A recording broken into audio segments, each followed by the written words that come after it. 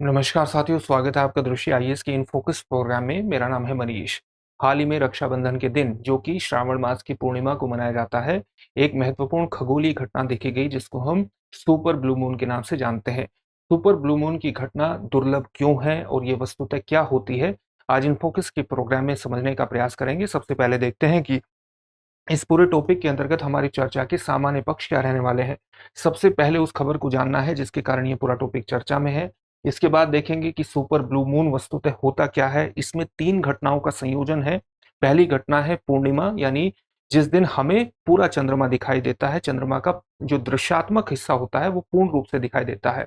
पूर्णिमा के साथ साथ सुपर मून और ब्लू मून, इन तीन घटनाओं के संयोजन से ही हमारे सामने सुपर ब्लू मून की घटना सामने आती है। क्या सुपर ब्लू मून नीला दिखाई देता है? क्योंकि ब्लू नाम से कई बार ये भ्रमात्मक स्थिति, ये भ्रम पैदा हो जाता है कि इसमें कहीं ना कहीं नीले रंग का भी कहीं ना कहीं प्रभाव है। तो इसको भी समझने का प्रयास करेंगे कि इसमें नीले रंग का वस्तुतः क्या मतलब है। और अंत में आपके लिए एक प्रश्न होगा जिसका उत्तर आपको कमेंट बॉक्स में कमेंट करके देना होगा। ये जो पूरा विषय है यूपीएससी की मुख्य परीक्षा के सामान्य अध्ययन प्रश्न पत्र 3 से जुड़ता है, उसके विज्ञान एवं प्रौद्योगिकी जैसे खंड से जोड़ करके आप इसे देख सकते हैं। हम आगे बढ़ें इससे पहले आप हमारे चैनल को सब्सक्राइब जरूर करिए, बेल आइकन दबाइए ताकि हमारे सभी प्रोग्राम का नोटिफिकेशन आपको मिल सके, इन प्रोग्राम से आप जुड़ सके, इनका लाभ उठा सके। साथ ही इन सभी प्रोग्राम की पीडीएफ फाइल आपको इन फोकस दृष्टि आईएएस के टेलीग्राम चैनल पर उपलब्ध कराई जा रही है। डिस्क्रिप्शन में दिए गए लिंक पर जाकर आप पीडीएफ फाइल डाउनलोड कर सकते हैं। तो सबसे पहले खबर को जानने का प्रयास करते हैं और खबर यही है कि इस बार 19 अगस्त को रक्षाबंधन के दिन, जो कि श्रावण मास की पूर्णिमा को मनाया जाता है, हमें एक महत्वपूर्ण खगोलीय घटना देखने को मिली जिसको हम सुपर ब्लू मून के नाम से जानते हैं। सुपर ब्लू मून की जो घटना है, इसमें तीन घटनाओं का संयोजन है। एक पूर्णिमा का फुल मून जिसको हम पूर्ण चंद्रमा कहते हैं, दूसरा सुपर मून और तीसरा ब्लू मून। तो इन तीनों कॉन्सेप्ट को, तीनों घटनाओं को अगर हम ठीक से समझ लेंगे तो सुपर ब्लू मून की घटना हमें समझ में आ जाएगी। सुपर ब्लू मून में स्थिति ऐसी होती है कि चंद्रमा हमें अधिक बड़ा दिखाई देता है और अधिक चमकीला दिखाई देता है, और ये इस वर्ष का एकमात्र सुपर ब्लू मून है। इसके बाद अनुमान यह है कि सुपर ब्लू मून की घटना 2037 में सामान्य तौर से दिखाई देगी। तो इसके कारण ही ये पूरा टॉपिक चर्चा में है। इसलिए अब हम सुपर ब्लू मून की अवधारणा को समझ लेते हैं। आप जानते हैं कि जो पूर्णिमा होती है, पूर्णिमा वस्तुतः एक एक महीने में हमें एक बार ही ये सामान्यतः देखने को मिलती है, और एक महीने में एक बार ही देखने को मिलती है। उसका कारण क्या है? क्योंकि जो चंद्र चक्र होता है, जिसको हम चंद्रमा का साइकिल बोलते हैं, चंद्र चक्र होता है, वो कितने दिन का होता है? वो 29.5 दिन का होता है। चंद्र चक्र 29.5 दिन का होता है, यानी ये महीने से थोड़ा सा छोटा होता है। तो 12 महीनों में सामान्यतः हमें एक ही पूर्णिमा, 12 महीनों में 12 बार पूर्णिमा देखने को मिलती है। सामान्यतः एक महीने में एक पूर्णिमा हमारे सामने आती है, एक फुल मून की अवस्थिति हमारे सामने आती है। और उसका कारण यह है कि 29.5 का की दिन की जो अवधि है वो एक महीने से बिल्कुल थोड़ा सा ही कम है। लेकिन ये अवधि अगर 12 महीनों के हिसाब से लगाएं तो ये 354 दिन की बैठती है। और एक जो वर्ष होता है वो कितने दिनों का होता है? 365 या 366 दिनों का सामान्यतः वर्ष होता है। तो इसमें 11 दिन का लगभग डिफरेंस आया।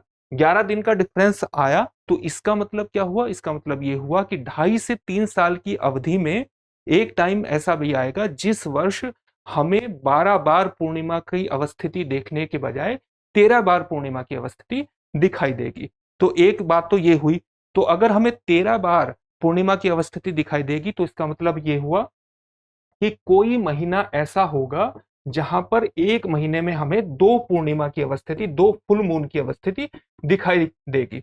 साथ ही इसमें आप ये भी देखिए कि जैसे हम किसी साल को 4 ऋतुओं में विभाजित करते हैं, तो 4 ऋतुओं में से एक ऋतु ऐसी होगी जिसमें फुल मून की अवस्थिति जो होगी वो 3 बार की नहीं होगी, यानी 3 महीने में 3 बार की अवस्थिति नहीं होगी फुल मून की, पूर्णिमा की, वो 4 बार की अवस्थिति होगी।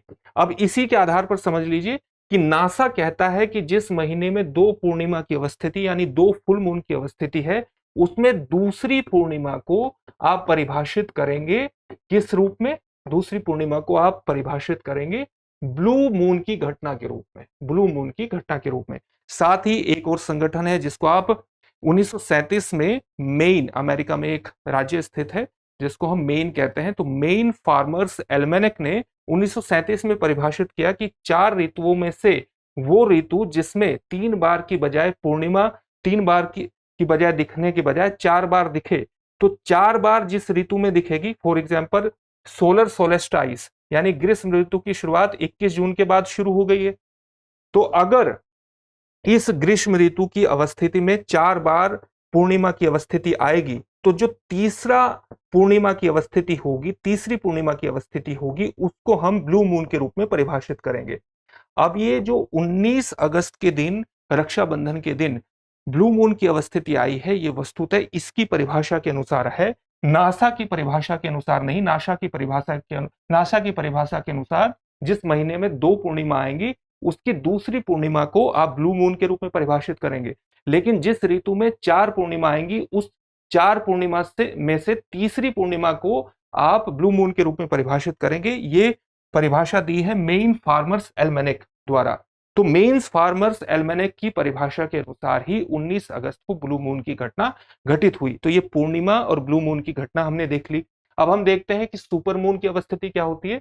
सुपर मून की अवस्थिति होती है कि जब फुल मून यानी पूर्णिमा का चंद्रमा पृथ्वी से सबसे निकट अवस्थिति में हो, यानी जब पृथ्वी से पैरेगी की अवस्था में हो।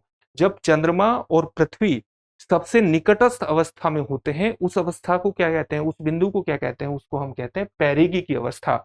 और जब दोनों चंद्रमा और पृथ्वी सबसे दूरी की अवस्था में होते हैं, तो उसको हम कहते हैं अपोजी की अवस्था।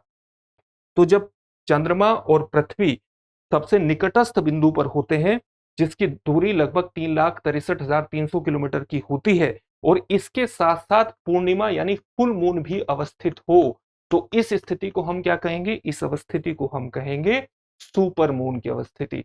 तो जब सुपर मून की अवस्थिति, ये 2 अवस्थिति हो गई, सुपर मून की अवस्थिति के साथ साथ जब आपका ऐसी अवस्थिति हो जब किसी महीने में दूसरी पूर्णिमा यानी 2.5 से 3 साल में दूसरी पूर्णिमा की अवस्थिति, या एल्मेनेक की परिभाषा, मेन फार्मर्स एल्मेनेक की परिभाषा के अनुसार किसी ऋतु की तीसरी पूर्णिमा की अवस्थिति हो, तो जब इन तीनों घटनाओं का संयोजन हो जाए तो हम उसको क्या कहेंगे, सुपर ब्लू मून। आप समझ गए इसको, पूर्णिमा हमने समझ लिया, सुपर मून हमने समझ लिया, और साथ ही जो हमने ब्लू मून की अवधारणा समझी थी, ये इसके साथ अटैच हो जाए तो इस अवस्थिति को हम सुपर ब्लू मून के रूप में परिभाषित करते हैं, जो कि हाल ही में 19 अगस्त रक्षाबंधन के दिन देखी गई है। अब हम इसमें एक और चीज समझते हैं कि क्या सुपर ब्लू मून नीला दिखाई देता है। इसका मतलब बिल्कुल भी नीले रंग से नहीं होता। कभी कभी ऐसा होता है कि हवा में मौजूद धुआं या धूल प्रकाश की जो लाल तरंग दैर्ध्य होती है, जो रेड वेवलेंथ होती है, उनको बिखेर देती है, जिसके परिणाम स्वरूप ऐसा होता है कि कुछ स्थानों पर चांद सामान्य से ज्यादा नीला दिखाई देता है। लेकिन इसका ब्लू मून नाम से कोई भी लेना देना नहीं है, इसका नीले रंग से कोई भी लेना देना नहीं होता है। तो ये पूरा कॉन्सेप्ट है। अंत में आपके लिए एक प्रश्न देखते हैं। प्रश्न क्या है, नासा के अनुसार ब्लू मून की क्या परिभाषा है। आपके सामने जो ऑप्शन है वो इस प्रकार से है। ब्लू मून तब होता है जब वायुमंडलीय परिस्थितियों के कारण चंद्रमा नीला दिखाई देता है। ऑप्शन बी है, ब्लू मून एक कैलेंडर माह में दूसरी पूर्णिमा है। ऑप्शन सी है, ब्लू मून 4 पूर्णिमा वाले मौसम में तीसरा पूर्णिमा होता है। ऑप्शन डी है, ब्लू मून तब होता है जब चंद्रमा पृथ्वी के सबसे निकट होता है। इस प्रश्न का उत्तर आप हमें कमेंट बॉक्स में कमेंट करके जरूर दीजिए। साथ ही हमारे चैनल को भी सब्सक्राइब करिए और बेल आइकन दबाइए, ताकि हमारे सभी प्रोग्राम का नोटिफिकेशन आपको मिल सके, इन सभी प्रोग्राम से आप लाभ उठा सके। फिर से एक नए सेशन में आपसे मुलाकात होगी। धन्यवाद।